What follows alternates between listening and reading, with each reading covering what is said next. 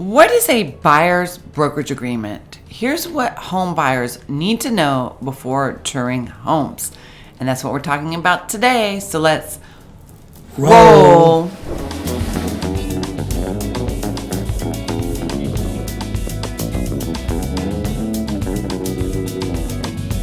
Hey everyone, welcome back to my YouTube channel. And today we're going to go over the most important question for buyers is, what is a buyer brokerage agreement?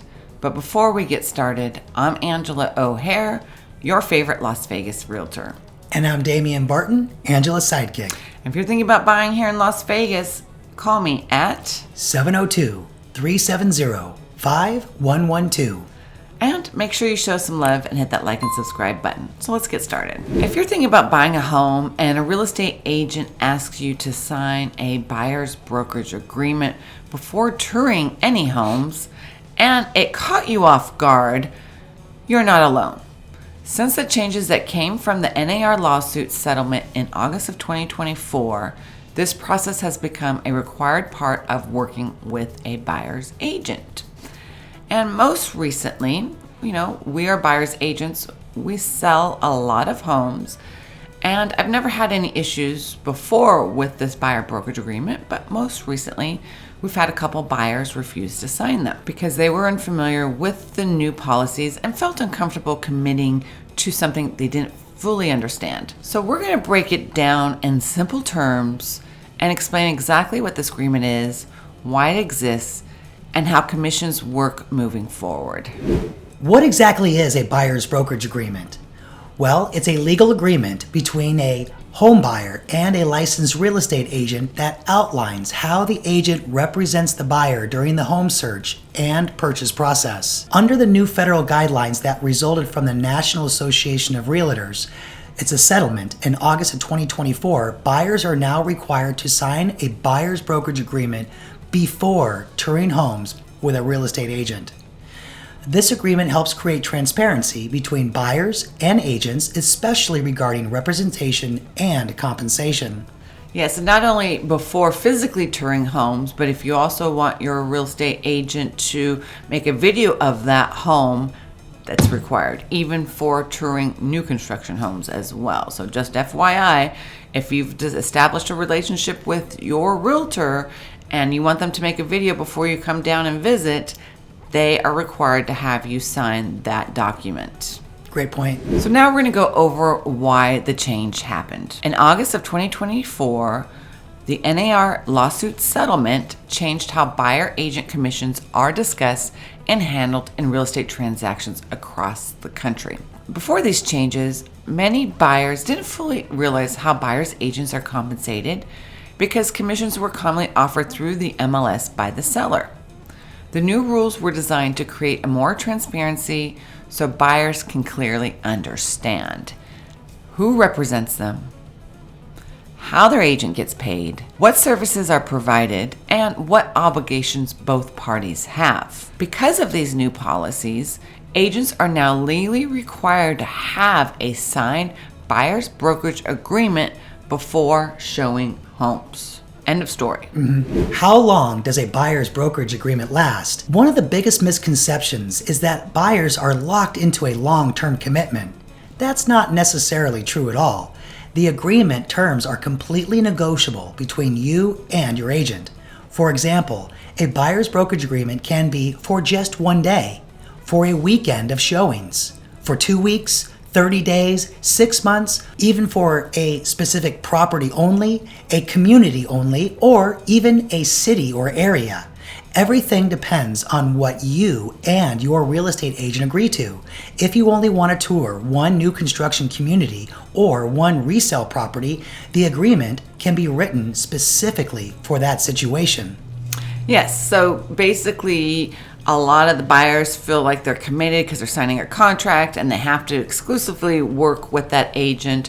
You can exclusively work with that agent based on those restrictions that you apply, like only one day, one house, etc., right? But if you agreed to work with that agent for that particular community, that house, then you're working with them exclusively on that community and house. Right. Right? Does that make sense? So the next big question that we have is, how do buyers agents commissions work? And that's a loaded question. So this is the part that most buyers are concerned about. So let's make it simple for you guys. Inside the buyer brokerage agreement, your agent is required to disclose the commission percentage they're requesting for representing you. For example, I generally ask for a certain percentage in my agreements. However, when we submit an offer, we're going to ask the seller to pay my commission. And the seller may say, you know what, I'm going to give you 2.5% instead of whatever you're asking. Or I'm going to give you 2%, right? Everything is negotiable now. Right. The key takeaway is, before this NAR lawsuit, when a listing agent took on a listing, they were negotiating for both the listing agent and the buyer's agent. So anywhere between 5-6%, whatever. And then that listing agent would commonly split that commission between both parties, and they would disclose it in the MLS what that agent was making in commission. So NAR felt like that was steering, that when agents saw the commission being disclosed, they were not showing properties, especially if sellers were only disclosing 1 to whatever percentage, right? Because of the lawsuit, they felt that this was steering. So now, when a listing agent takes on a listing, they only negotiate their commission. And then when a buyer's agent submits an offer, then we will ask the seller for them to pay our commission. Now the seller has a little more leeway now to negotiate the buyer's agent commission instead of setting a 1-5-6% and splitting it, right? Yeah, more power to the seller. And more power to the seller to negotiate the buyer's side. Now sometimes the seller will say, you know what, I'm not paying the buyer's agent's commission. So you as a buyer can say, you know what, I don't want to move forward with this community. Or the seller can counter back with whatever commission the buyer's agent is asking, right? More negotiating. Or the seller may ask to pay a flat fee. Or they may not choose to contribute at all, like I said, which again, more than likely, buyers don't have the funds to pay for their buyer's agent's commission. And if the seller is not willing to pay for the buyer's agent commission, then you have that decision to say, I'm not moving forward with that property.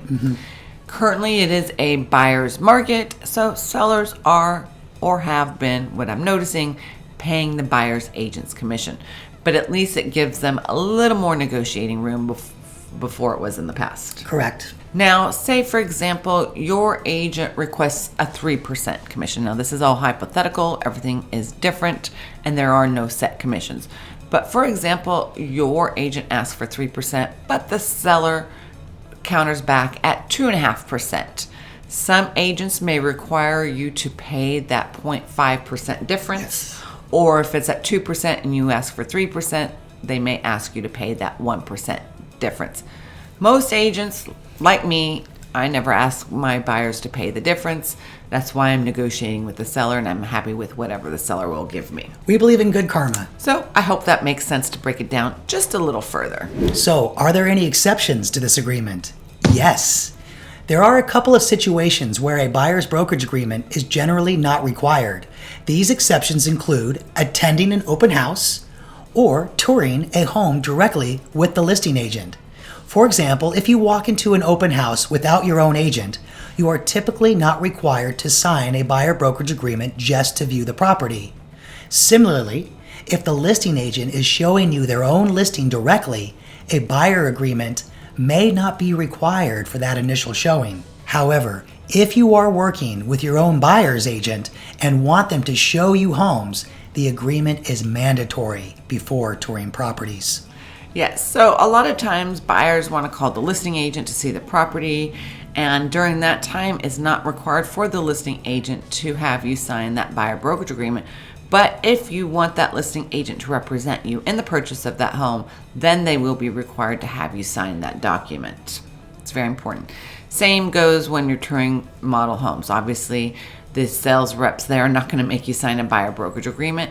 However, if you do hire a real estate agent to represent you and they show you those new homes, they will be required to have you sign this document prior to showing you the model homes. Yes, before your first visit. Yeah. So what happens if your agent doesn't have you sign this buyer brokerage agreement? Under the current rules and federal requirements tied to the NAR settlement, licensed real estate agents are required to have a buyer's brokerage agreement before showing homes. I don't know how many times we can say that, right? Yep.